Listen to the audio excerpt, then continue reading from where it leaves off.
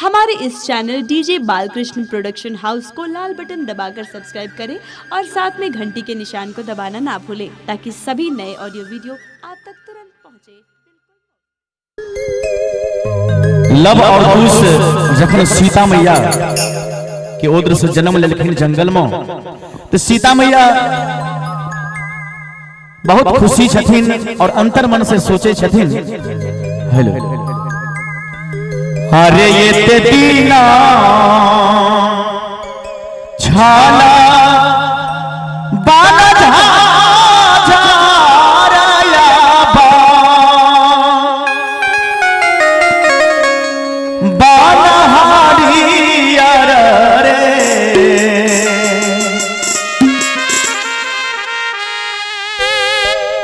ला ला ला रे बारा रे सिया दाई के भाग्य से लाभ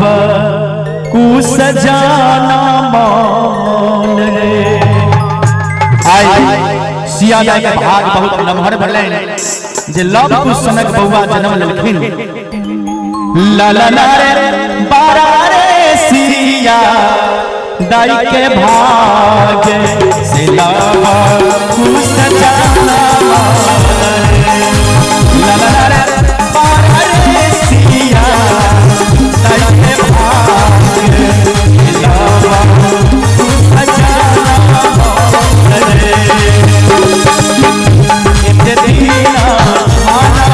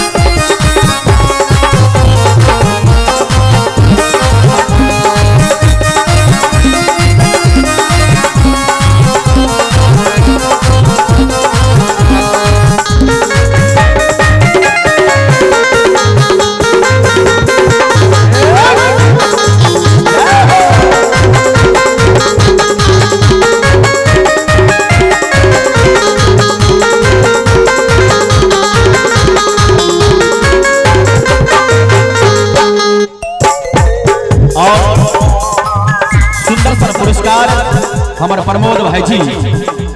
सोहर के सुन के खुश हो गए 50 रुपया के आशीर्वाद दिले बहुत बहुत धन्यवाद दीजिए। ऋषि मुनि मारू वन करा बाती रिपुना वरे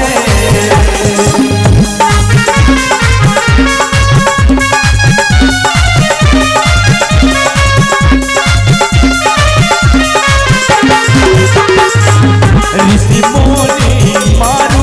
वन करा बाती रिपुना ला ला ला रे ऋषि मुनि जाया बाबा विष्णुनाय ला ला ला रे ऋषि मुनि जाया बाबा विष्णुनाय